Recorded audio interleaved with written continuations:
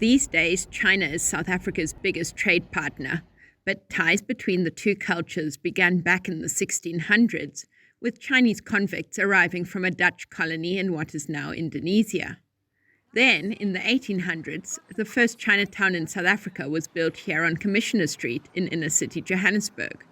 Chinese migrants attracted by South Africa's gold rush set up shop in what is now a decrepit and dangerous area, establishing what would become the mining city's first Chinatown. When word started seeping out of gold mines and diamond mines becoming attractions, and many people came out here in search of wealth. And so Johannesburg, in fact, in Chinese is called Gamsan, Gold Mountain. But migrants encountered racism in South Africa long before a white supremacist system of apartheid was ushered in back in 1948.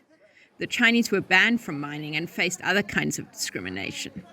The Chinese, with everyone else here being classified as part of a particular racial group, there were only certain things that were open to you. So you could only go to school and live in the areas that were designated for you.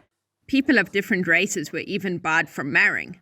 That didn't stop third-generation Chinese South African Yolandi Dreyer and her husband Wynard, who risked being sent to jail.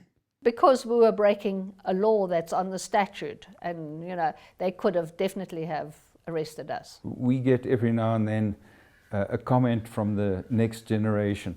Thank goodness for guys like you, because you made things so much easier for us. Because we were kind of breaking the mold at the time. We were pushing against quite a lot of resistance. Things have changed in South Africa since the advent of democracy in 1994.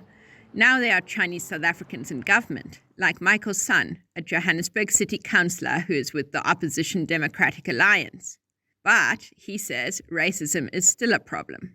I've been many times a victim in terms of racism and, bigotry, racial slurs. It happens in the United States too. I think this is where the Stop Asian Hate movement started.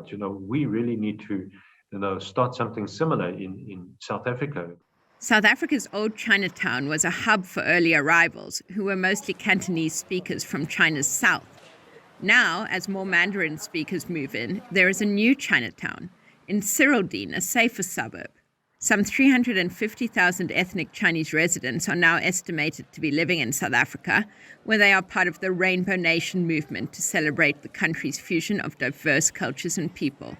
Kate Bartlett for VOA News, Johannesburg.